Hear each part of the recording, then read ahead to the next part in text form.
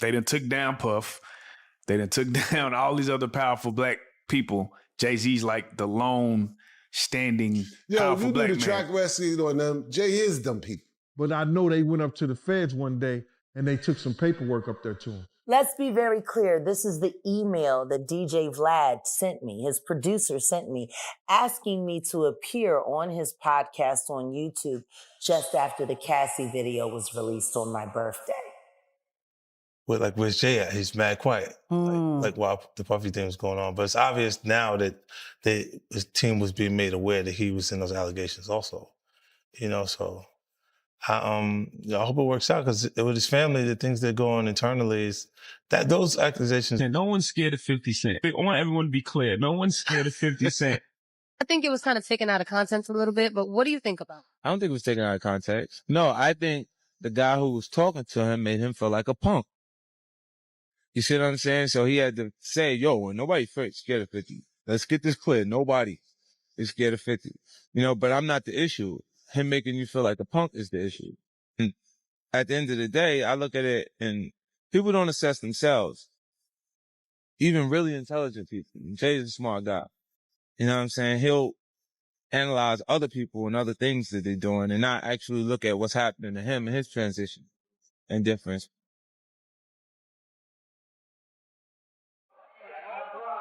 What's up, JB?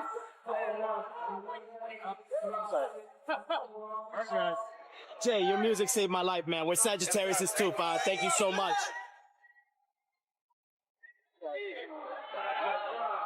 What's up, JB?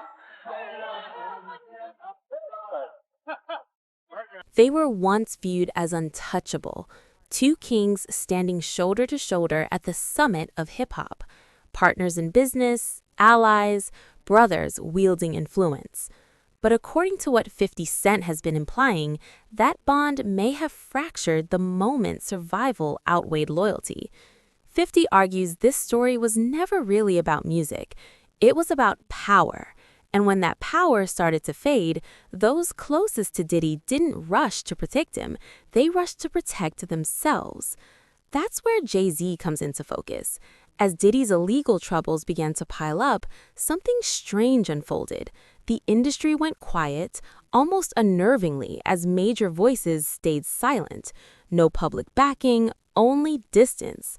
Under that silence, sources say, moves were being made. Allegedly, Jay-Z had spent years collecting information on Diddy and acting as a federal source through his associate, Desiree Perez, quietly and carefully. Took down Puff. They done took down all these other powerful black people. Jay-Z's like the lone standing powerful black man. If you do the track wrestling on them, Jay is them people. If you do the history on most of the people that got in trouble in the industry, big trouble, who they went to for help? That's true. When Lil Wayne was in trouble, who did he go to? When Meek Mills was in trouble, who he go to? Meek Mills said it himself. Desiree helped me. You understand? So how could he be up next? You know what I'm saying? He is them people. They go to him when they got problems. And what they gonna say if he don't come up in nothing? What they gonna say? Told you, he ain't got nothing to do with that. They still gonna cover it up anyway. But I don't think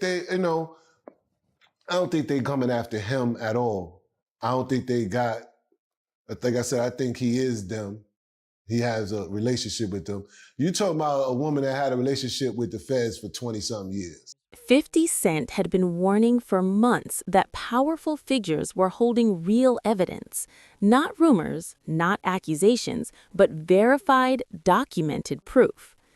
Then suddenly, 50 had enough material to shape an entire Netflix documentary when no one else did.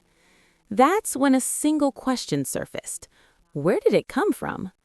Industry insiders believe Jay-Z fully grasped how dangerous those files actually were, and instead of going down with Diddy, he allegedly chose a different path: distance, damage control, and possible cooperation. You got an agent, your agent that's in charge of you. You think she don't have no relationships over the years with all these agents that became retired and connected and this and that and the third till they just know she got power. That's power over there. You know what I'm saying? Who you wanting one on your side? You got them on your side? Mm. You know what I'm saying? If something happened with him, it's going to be about a money situation. It ain't going to be nothing that's going to hurt. Mm. You get what I'm saying? So I don't know. I don't see them going after him. You know what I'm saying? But everything Jaguar be saying do flourish. What truly drew attention was the legal dimension behind it all. As individuals began stepping forward with allegations, Jay-Z's own attorney, Alex Spiro, started surfacing across nearly every matter connected to Diddy's case. It's just as bad as the diddler. And I know that for a fact. I got the scars to prove it. You want to know what a box cutter feels like going into your skin and ripping you? I can tell you how it feels.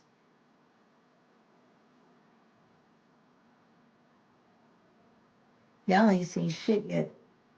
That Cassie shit, that's nothing.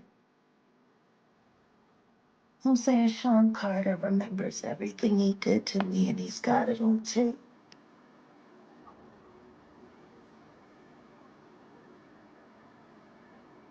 Just like Diddy.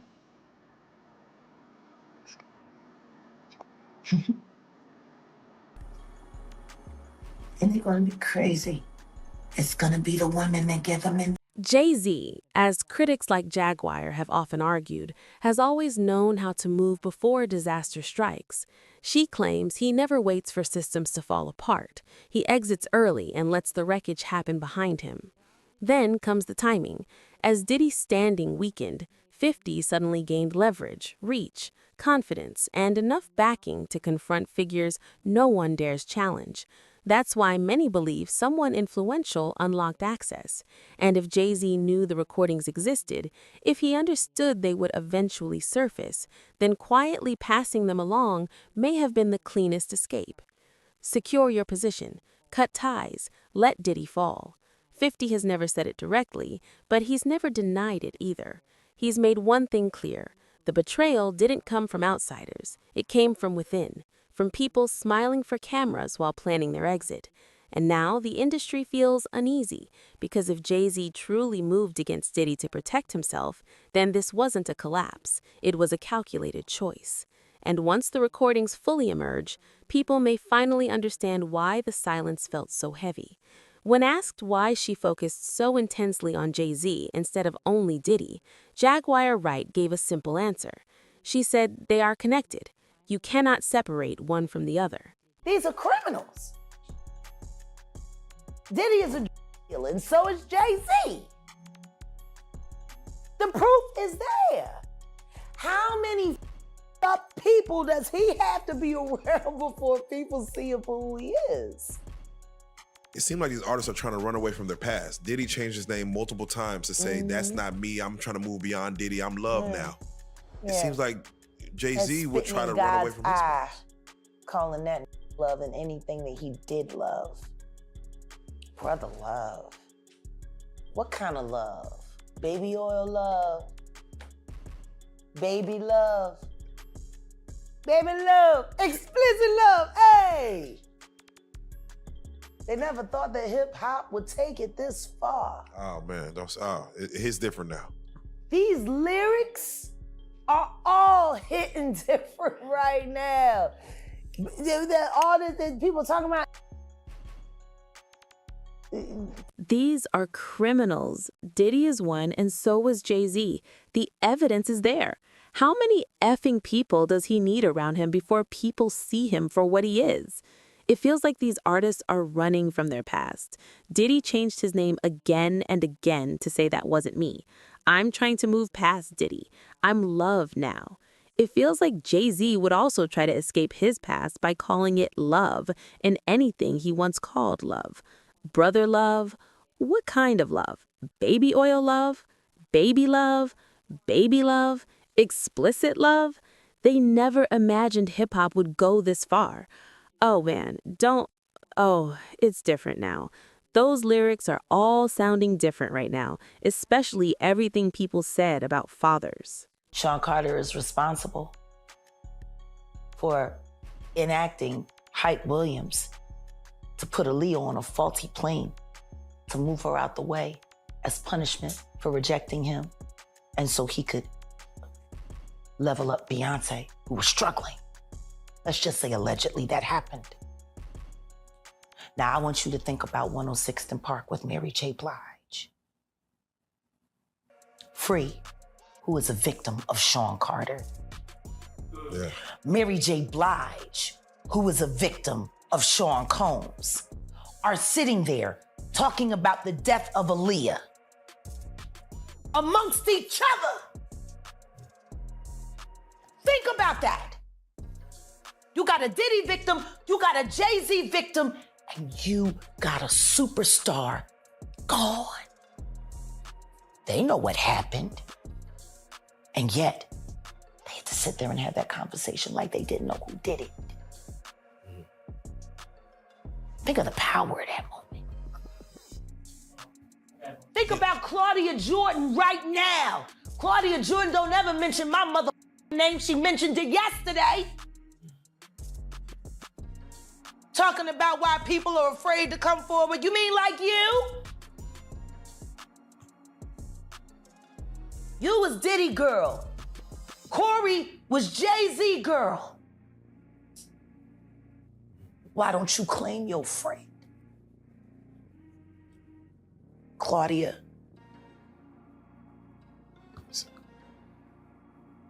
So, Jack, when you say... When I say Corey, I'm talking about Kathy White. Oh, yeah. That's what I was about to ask. Jay-Z's pregnant mistress, yeah, who died of an imaginary aneurysm, just like the woman who was best friends with Kim and Kimura, who wrote the book Bling and died as soon as it made the... In her view, talking about one while leaving out the other is meaningless. They function as a single force. They rise together. And when everything falls apart, they fall together. To Jaguar, these are two individuals who carried out several serious actions side by side. Why does it all come to a head now? Why now? Why? Because he's the acceptable monster at this time, like R. Kelly was the last time I sat on this couch. So who's next? Y'all don't see the lineup? Yeah, we see the lineup. I'm just waiting to see who's next. Jay-Z is setting Diddy up. Why is everyone having such a hard time? He ain't doing shit different. He lined up D. Haven, stole his life and identity. He lined up Big L, stole his life and identity. He lined up Dame Dash, stole his life, identity, and took his love. Lined up R. Kelly. He wants to be the one. Yeah, shout out D. Haven. He actually hit us up, wanted to tell this story. You need to talk to D. Haven. Yeah, we need to talk to him. I told you that last year when I put you on the phone. Observers started to notice another pattern. Jay-Z and B were losing followers by the day, yet neither addressed it publicly. No statement, no resistance, no explanation, just silence while pretending everything was normal. Jaguar didn't see that silence as confidence. She saw it as fear. Your husband don't want to put his seed inside of you. He put it in everybody else. Wild in this world, yo. It's funny, you open up Beyonce's internet, it just gets weird. Beyonce's internet. That's what we're calling that it. That belongs to the devil. Unless you calling that the devil, she ain't nothing but an employee. Oh. Half of which dumbass bitch. So, you know, it's funny that it's crazy you say these things. Why don't nobody want to accept that? I think she's... She went and the girl cats.